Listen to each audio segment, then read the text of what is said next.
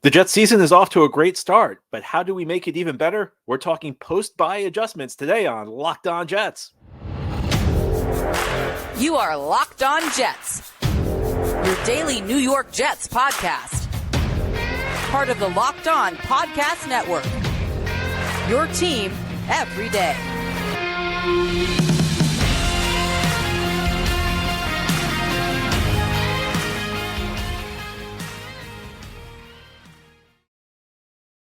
Welcome. This is the Locked On Jets podcast, part of the Locked On Podcast Network, your team every day. It's Friday, October 20th, 2023, and I'm your host, John B. from GangreneNation.com. Thanking you so much for making the show your first listen or first watch every day. Subscribe to the show for free on YouTube or wherever you get your podcasts so you'll get new episodes as soon as they're posted. If you enjoy the show and are listening on a podcast source, please give it a 5-star review. If you're watching on YouTube and enjoy the show, give this episode a big thumbs up. It helps us out and helps other Jets fans find the show. Today's episode of Locked On Jets is brought to you by PrizePicks, the easiest and most exciting way to play daily fantasy sports. Go to prizepicks.com/LockedOnNFL and use code all lowercase LockedOnNFL for a first deposit match of up to $100. Well, this is the rare Friday show where we do not have a game to prepare for. The Jets have a Week 7 bye, so we'll get ready for next weekend as the Jets face off against the New York Giants. It's really a stress-free weekend of football viewing, college football, some big games tomorrow, and then Sunday and Monday we have some NFL action. It's a good time at the bye week to assess where your team is and things that your team can do better going forward, and that's what we're going to talk about on today's episode. Jets are 3-3. I think anybody would have signed up for 3-3 if you asked before the start of the season, heading into the bye with a 500 record. We've talked about it all week. If you're an everydayer, you've heard all about it, how this schedule was really front-loaded. It was about survival. And I think heading into the season, that was the viewpoint, that the first 6 weeks were going to be about surviving. If you survive the first 6 weeks, the final 11 games of the season, they could be about stacking wins. So how do the Jets stack wins? We've talked a bit about it this week, but now I want to talk about some of the changes the Jets can make, because now they have a chance. They're not focused on an opponent this week. I think when a coaching staff, tries to navigate its way through the season, it's really easy to get tunnel vision because you're always focused on the next game. You don't really get many opportunities to kind of step back and say what's working, what's not working. And that's really one of the key components of a bye week, a coaching staff successfully navigating the bye week in particular. And I actually wrote an article today on GangreneNation.com. You can check it out. The first thing I want to talk about is I think the Jets need to utilize play action more in their passing game. And I went into a lot of detail, so you can check out the article. But it boils down to this. Jets have got to start getting more out of their offense. We've talked about why. You can't count on your defense to turn the other team over 4 times a game. And if you look at some of the numbers, Jets are 23rd in points per game right now on offense in the NFL. That's not that great, but you also have to factor in Jets are near the top of the league in turnovers forced. They have one of the best average starting field positions. They've also, for all intents and purposes, scored 3 non-offensive touchdowns in the first 6 games. I guess technically 2. You had the Xavier Gibson return in overtime against the Bills.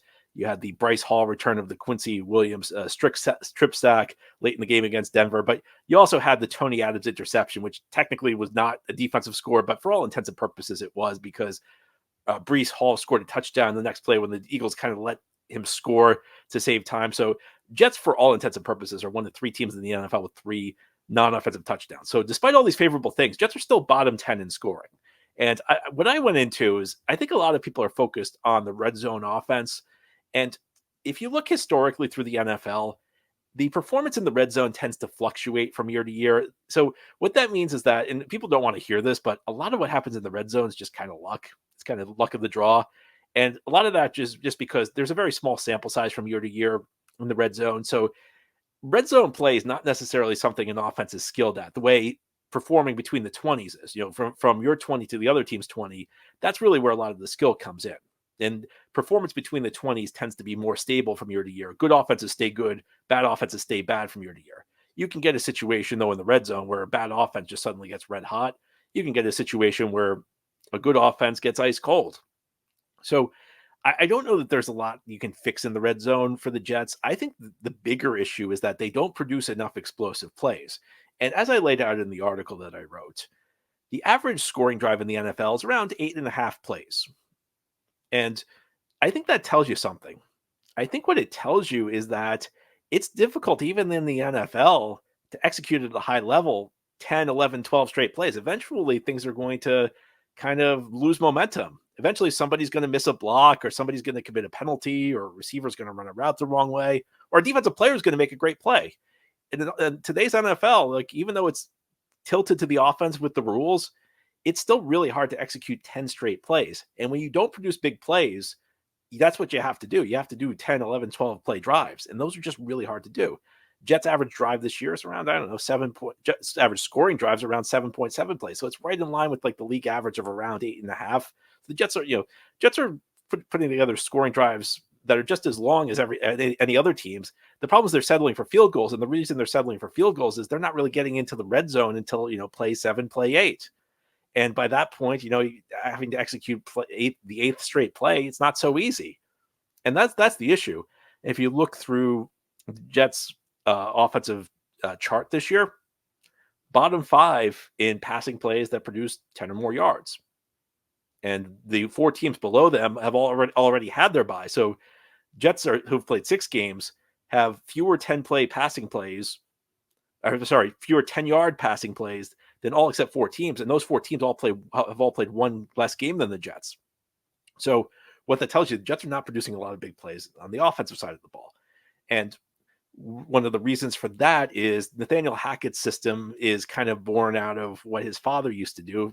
You may remember his father, Paul Hackett, was a Jets offensive coordinator for 4 years in the early 2000s.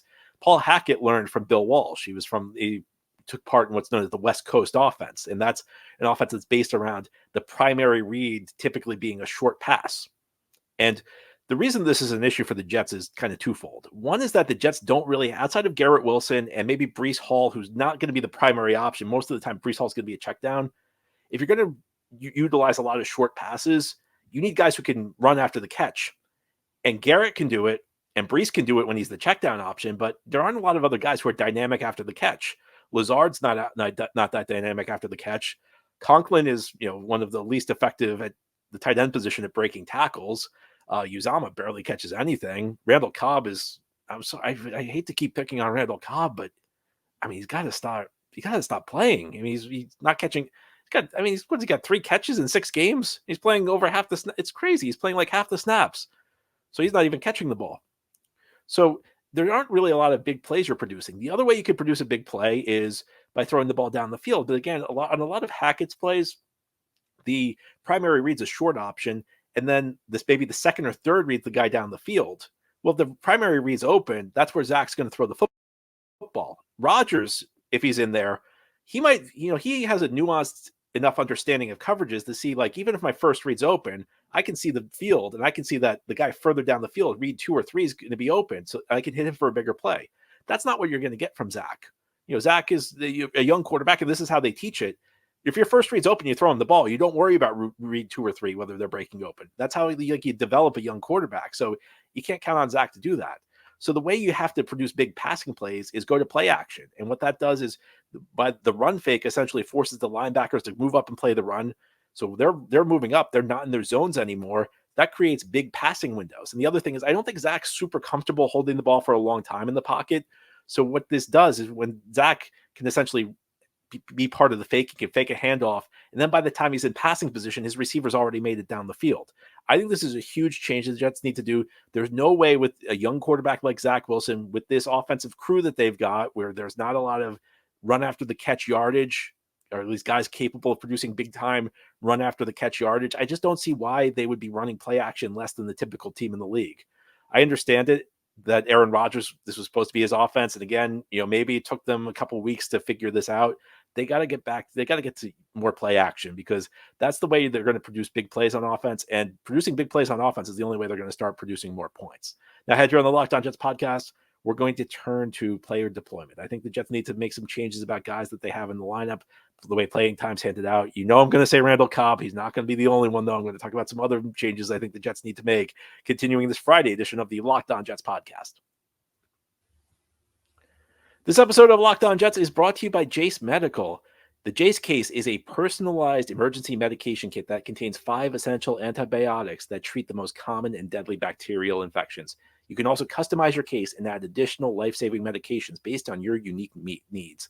Jase Medical now offers customability for your Jase case with dozens of add-on medications. Choose the medications that fit you and your family's unique needs best. You can buy a gift card for your family or loved ones so they can get a Jase case of their own. The Jase case provides 5 life-saving antibiotics for emergency use, and all it takes to get a Jase case is to fill out a simple online form, and in some cases, jump on a quick call with one of their board-certified physicians. Get ongoing care from physicians on any treatment-related question.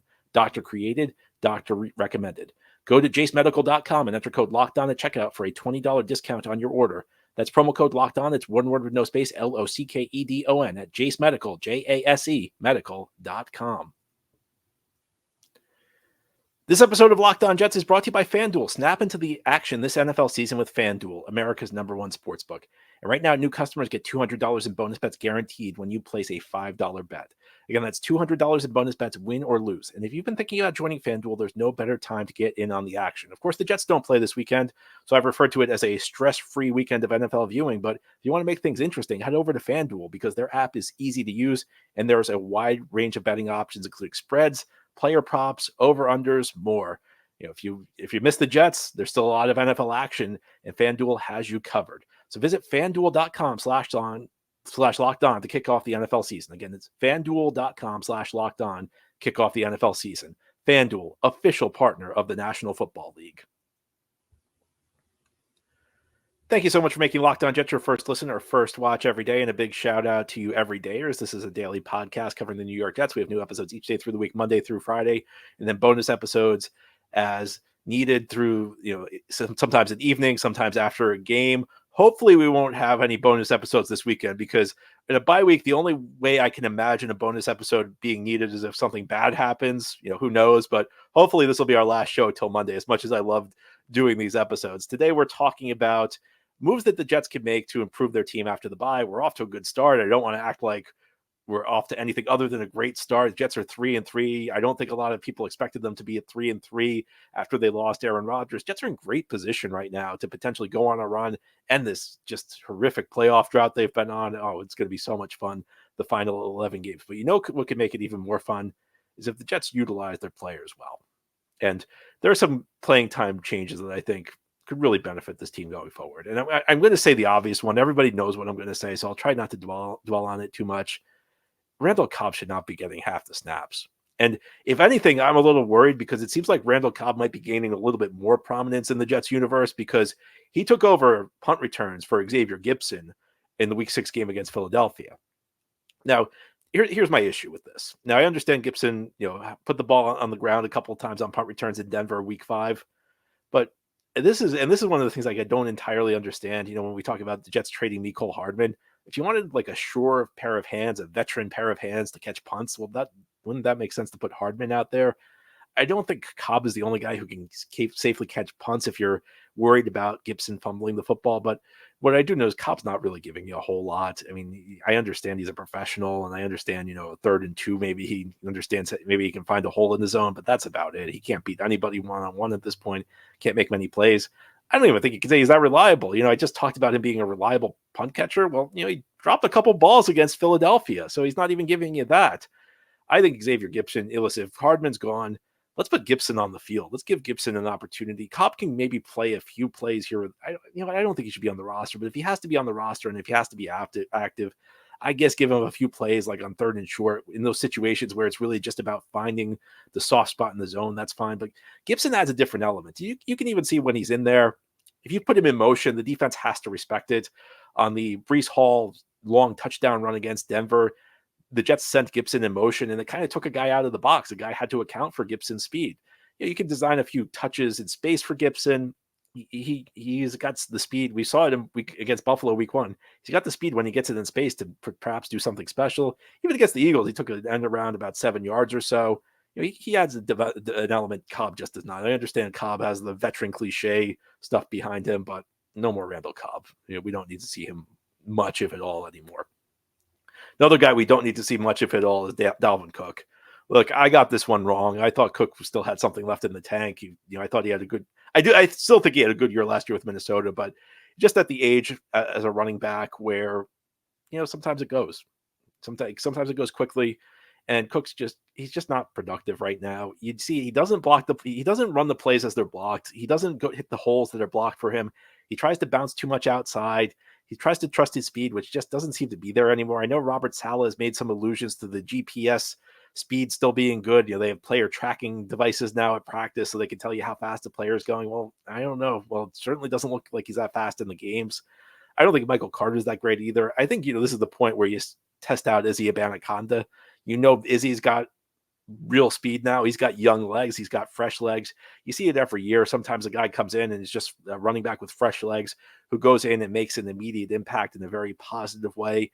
I don't think you can get less than you're getting from Dalvin Cook right now. I think it's time to see what Israel Abanikanda can do, the rookie out of Pittsburgh. Now, we know Breece Hall is the guy at running back. He's the guy who should be on the field most of the time. He should be getting at least 15 carries a game at this point. He should really only be coming off the field in situations where you want to rest him up. But there's no reason to play Dalvin Cook going forward. Breece needs a rest. Put Izzy Abanikanda in there. To me, that just makes a lot of sense. At the tight end position, I think Jeremy Ruckert should be playing more. Ruckert's established himself as a really good blocker. I got to say this. I've been really hard on Jets tight ends through the years. They're actually having a decent season. Even Conklin, I think, Conklin made some contributions against Denver. Uzama has actually turned into a decent blocker. I think this is actually an okay-ish Jets tight end season. But Jeremy Ruckert's the future at the tight end position. He's showing that he's at least a player in some respects. At worst, he's probably a rotational guy. Maybe he can even be a little bit more. So let's get Jeremy Ruckert some more playing time in place of Conklin and in place of Uzama, because even though I think Conklin and Uzama are actually having fairly decent seasons, they're not really giving you anything Ruckert can't. So I'd put him in there. And the last guy I'll mention on the defensive side of the ball, and I talk about him a lot, Bryce Huff. I mean, he's the number one defensive end at this point. He should be getting the bulk of the snaps at the defensive end position. And I think, we talked about how the Jets can roll six deep at the defensive end spot.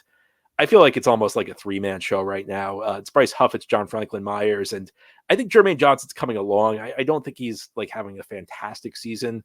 I think if anything, maybe his plays a little overstated at the moment, but I think he's right.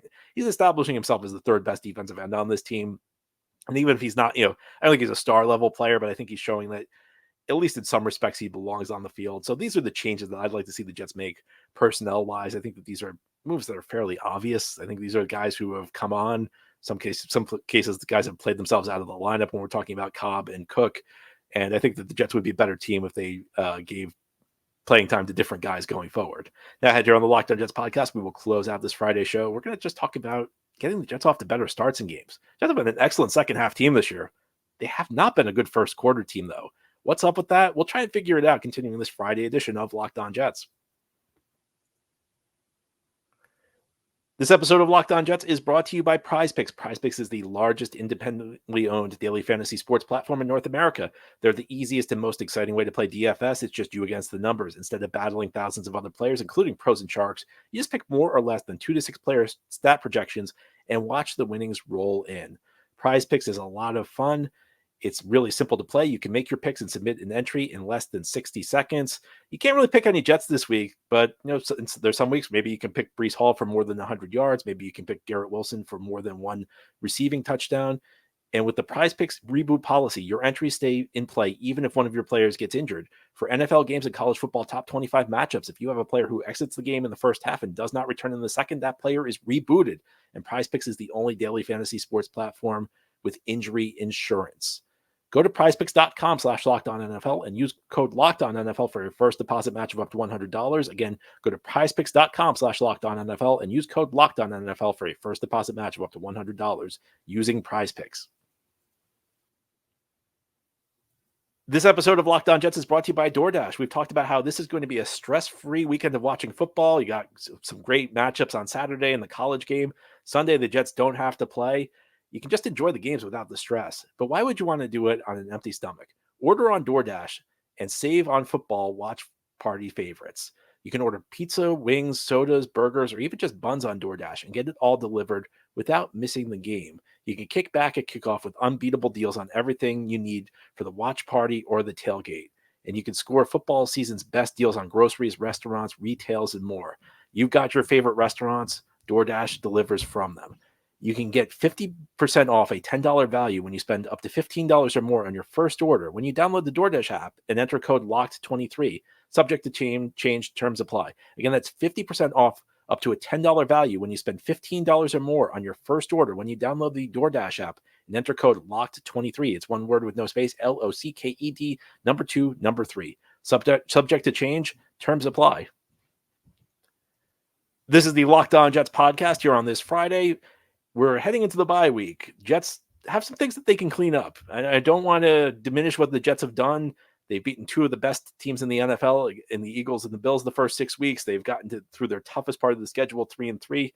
Things start to open up next weekend when the Jets take on the New York Giants, a game that seems very winnable on paper. But if the Jets really want to go on a roll, there are some things they can clean up. We've talked about utilizing more play action in their play calling. We've talked about better player allocation playing time wise. Well, I think there's one last thing the Jets need to do. And I don't have a ton of concrete answers for this one, but it's undeniable the Jets have been a really slow starting team this season. It's one of those things that's kind of a catch-22 because, okay, on the one hand, they've been really bad, especially in the first quarter. On the other hand, they've been really good in the second half. In fact, their second half defense has been borderline dominant. You can't get points off the Jets in the second half of games. So, maybe it's one of those things where it's just things even out over the long run. And it's easy to say, oh, well, the game plans stink, but they make adjustments. I don't know that they make a ton of adjustments at halftime. I think a lot of times we point to adjustments to try and explain something, but we can never explain exactly what those adjustments are.